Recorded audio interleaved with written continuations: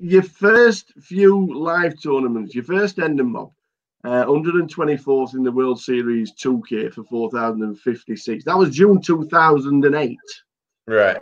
What was it like playing in Vegas for the first time? And how did you find it good at Vegas? Because obviously you played a lot online. So playing live to playing online, did you just have the complete contrast and thought this is just as easy as playing online? No, far from it. And to be fair, that that's my first tournament cash, but I'd played quite a few tournaments before that and not even cashed. Yeah, as I said, I'd gone to I think it was it 2000, maybe the 2007 World Series, or maybe it was 2006, which was the one that Jamie Gold won. It was that one. It was 2000. That was 2006. Okay, so I played that one, and obviously you just said that my first cash was in 2008, so I'd obviously played a few tournaments in between as well. But I was sticking, mainly I stuck to sort of what was my bread and butter, playing online, and if I satellite into a tournament online, I'd go and play the live tournament. But yeah, I didn't have much live experience, and it was quite a different game to me, just like dealing, just so many differences. So it definitely took a lot of time for me to get used to it, even like the first sort of 3 years after I cashed, I never really cashed anything big, like compared to what the buy-ins were. I was definitely a losing player at live poker to begin with. And just trial and error really, and like just perseverance. And then, I think it was 2011, it all kind of clicked for me. And it wasn't even that I was doing anything that different compared to before in live poker, but I was just winning the key flips, winning the key hands, had a little bit of extra confidence to go with my read and stuff. And yeah, I think in 2011, I sort of had a breakout year in live poker and actually started showing that I could be a winning player live as well as online, rather than before, where I was just sort of winning online. And then every time I played a live tournament, never cash in or min cash in, never make the final table. So yeah, it was quite a transformation. Well, the first time we ever met, was a long time ago. It was the same year, 2008. It was Luton, the GUKPT. You finished 17th out of 376 entries. Can you remember who won it? Yeah, of course, Trickett. Yeah, I gave him all the chips as well. With like 17 left, I started his career for sure. No, it was funny because the night before we'd met, I think we'd been staying at the same hotel, and they had a pool table, and he's really good at pool, and I play a lot of pool, as I already said. So we played a few games of pool. I was chatting to him, and actually he's and his friend, who actually I knew more than Sam at the time, Pete Linton. And then we happened to both go deep in the tournament, and we played a huge hand. And my friends still make fun of me for this hand to this day. And you're actually in the background. I could hear you in the middle of the hand with your loud, booming voice. And it was like, I think it was a 3-bet pot, and I had a pair of queens, and I think it came like 2, 3, 4. So like pretty safe flop. And Sam check called, and then turn was a 5, so pretty bad card for me. Obviously, any ace makes a straight now, but then the river was a queen, and so I now made top set, and Sam shoved all into me, and in my head I was like, like in this spot, he never really, he either has an ace or he's turning like pair of 9s or pair of 8s into a bluff, and I thought he was capable enough to do it, so I ended up calling. I didn't like, it was back in the day when people didn't really call 3-bets out of position very much. I was, especially when online, like I was used to people just folding or 4-bet. Maybe live poker, was quite different. But I basically thought if he had ace king, he would have been all in before the flop. So I didn't put him on an ace king. And if he had ace queen, I blocked. And there wasn't many combinations left of that because I had 2 queens. And so ace jack offsuit, I thought he would fold before flop. And so yeah, I ended up calling him because I thought he was turning like a 6s, 7s, 8s, 9s, 10s all into a bluff. And yeah, he just had ace jack, and I looked very silly, and it was a huge pot. And I just remember behind me, you were saying something about, Chris Moore has called and he can't even beat an ace. Oh wow, needle as well as I'm walking up. But yeah, that was my first big sort of deep run in a good tournament. So it was exciting for sure. But yeah, it was definitely very memorable as well. Sam got the trophy. He did indeed. Yeah, I used to use my chips wisely. But in 2008, it wasn't all bad because he became the world's #1 for the very first time. Had you been chasing it? Was this something that you obviously you're keeping control of what you were doing online? You were knowing you were there. You were top 10, top 5, #1. What did it mean? At the time, oh, it meant everything to me. It's like what I'd sort of devoted the last sort of few years of my life to. I was playing poker at that stage way more than even now. Like I was playing 6, 7, sometimes 7 days a week, every week, all day, long days. But like to me, it didn't feel long. You know, like the hours went so fast. I was really enjoying it. I loved the game. I was just learning all the time, getting better. And so it wasn't like, to me, it wasn't the job. I was just doing what I love doing. So, but yeah, once I discovered Pocket Fives and saw the rankings, obviously you start at the bottom in the thousands, and I was like always wanted to get into the top 100, so I could start talking. Like my thing was like I wanted to talk strategy with the other sort of top players, but I didn't want to message them before they were while they were ranked higher than me because I thought they wouldn't accept talking to me, kind of thing. So I was like, okay, once I'm in the top 100, I can chat to this guy and message him. And so I kept like moving up, and it gave me incentives to keep moving up. And then obviously, you know, like making #1, we always thought, oh, wow, maybe, you know, you dreamed of it, but you didn't think it was possible. But then, you know, suddenly you start making top 20, you think, wow, I could maybe do this if I run good for a couple of months, win a big one. And yeah, so to finally get there was an amazing feeling. It felt like a real accomplishment, you know. And like at the end of the day, like the rankings, a lot of it was playing. You had to play a lot to get up there because of the volume thing. But normally, if you were, you know, it was like to get #1, you had to be doing well as well. So it was definitely a sign that I sort of was being successful as well. Yeah, I think one of the first videos we'd done, and we've obviously because we've been in lockdown, we've been rerunning some of the videos on Grosvenor and the GUKPT. You were sat talking with Adam Clark from Blackpool, Clarkatroid. Yeah, I remember him. Yeah, good guy. Yeah, I think you said in the interview you just dropped away from #1, but you were going to get it back. So it was a fantastic interview. There were no chin hair. Yeah, no.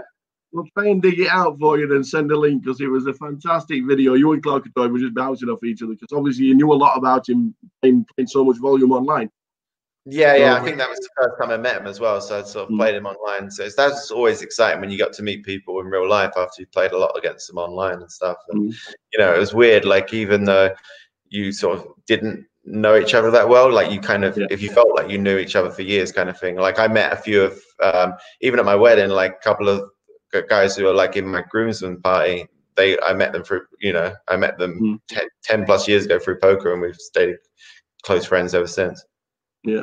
Now we can't not have an interview with Chris Moorman and talking about the father in the GUKPT circuit. Yeah, he'll be like, why are you in Manchester? This is one of the greatest little stories of a GUKPT title.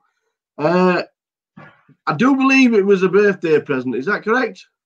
Yeah, belated birthday present because I was at the time I was living in Australia, and my dad's birthday is on Valentine's Day, and so I didn't get back till I guess I got back from Australia in like March, so it was a month after my dad's birthday, and I was like, oh, what do you want for your birthday? And he was like, oh God, it's gone now, you missed it, blah blah blah, moaning.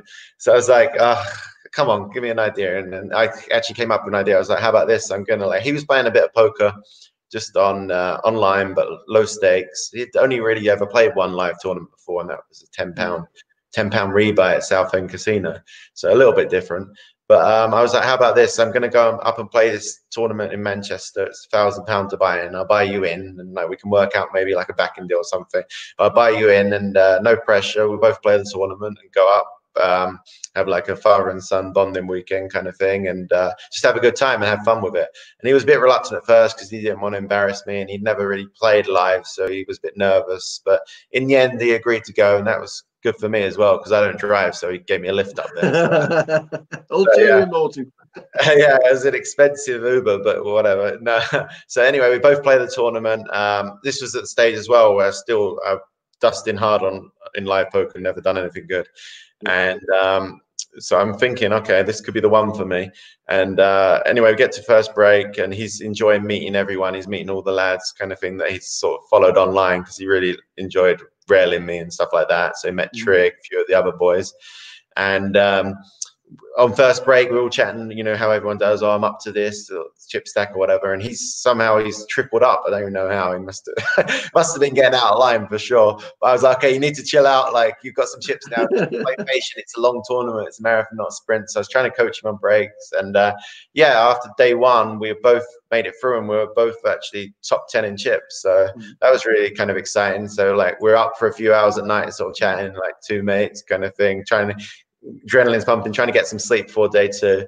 And then day two comes about, and I ended up losing a big hand. I actually get knocked out 5 before the money, so I was a bit gutted because I was thinking, oh, this is my tournament kind of thing. But I regrouped, went to the bar, got a few beers with a few of the guys, and then went to rail my dad because he was still in.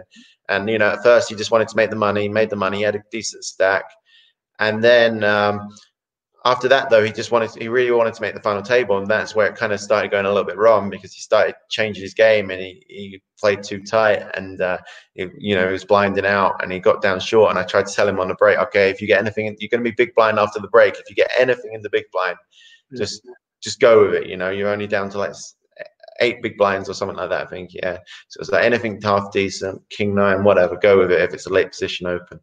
And folded to the legend of UK poker, Surinder Sarnar, on the button, and he was chip leader at the time, so he was playing very aggressive, like raising every hand. No one was really playing back at him, and he's 3.5x'd it on the button like everyone did back then. And my dad was in the big blind. He pushed all his chips in like Phil Helmer style. I was like, okay, I'm on the round, like saying, no, he's got a good one here. That's good, yes. And then Surinder's in the tank because, you know, he's probably pot committed at this stage, made it 3.5 big blinds. My dad only had like 8 big blinds, but obviously he's not got a good hand by the way he's tanking. So I'm like, okay, we're going to be in good shape here. And he finally calls, and they flip over the cards. And Surinder had like Jack 5 off, and I was like, oh wow, hopefully my dad's got like him dominated, like jacks, queens, like ace jack, something like that. Yeah.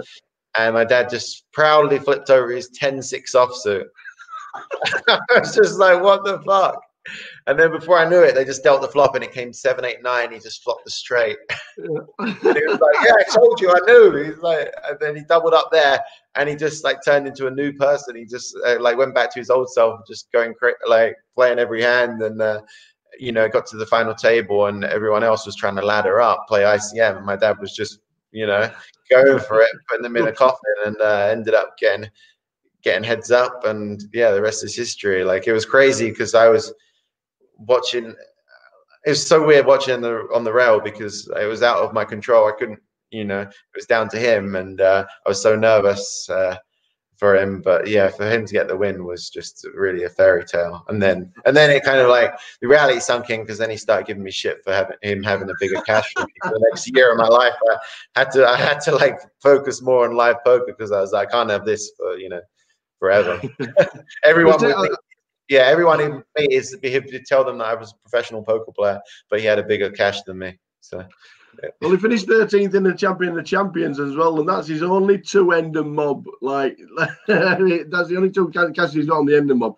The Champions are winning the GUKPT. No, he always says, I've probably got one of the highest ROIs in live poker, like, because he didn't really start playing much. He played like 1 World Series poker event, like a 1500. He got some of the boys to buy a piece of him when he came over to see me in Vegas one year. And I think that's about it, really. So he's played like 3 or 4 live tournaments ever, cashed 2 of them and won 1. I was like, must be nice. And then he always tells me, whenever I go and see him, I go to his house to play online or whatever, and he's playing online as well. And he'll be moaning about all these bad beats he's getting. He's saying, I'm the unluckiest poker player ever. And I'm just like, you do realize how good you ran to win that tournament. Like, the tournament was like 100 times to buy him, but yeah. Brilliant. It was a fantastic story, and something we have actually mentioned it quite a few times whenever you do pop up and we're on the live stream, and we do mention yourself, and you've won something big, and we just have to quickly mention that the story of your dad is just, to me, it is one of the nicest and best stories of while we've done the GUKPTs. It really is. Yeah, it was amazing. Like, even all the highs and lows that I've had in poker, like, it's still like my most memorable moment. It wasn't even involving me directly. Like, it was just surreal. It was such a great day.